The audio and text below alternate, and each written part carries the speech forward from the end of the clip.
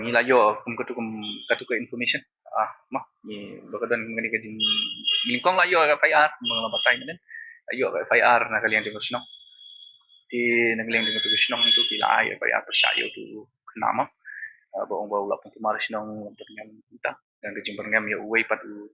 kena jong tu kusno yang boleh klan di hakata ka jing yu jong iru hakata ka FIR complain bang yo na kusno ko pini ba tau la berngam padu tau la private part jong uru la say uru berngam mah ya kita kena dia kata ki member jong tu klan rumah di hading ketu kila wanra ti setanat kila liwat ki pudi jong iru ndegi hakata ka sing kamdan te kata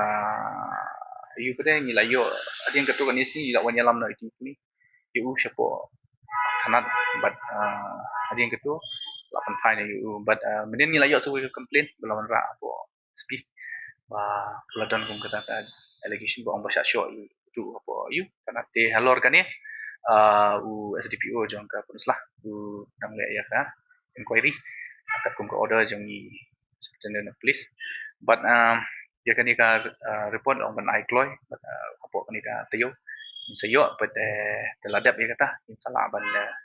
kat kung ka report la ban take ban ki actions further actions ki ban session sya ki you kan kat kung jinglap jong ka inquiry tidangnya inquiry ngin sa you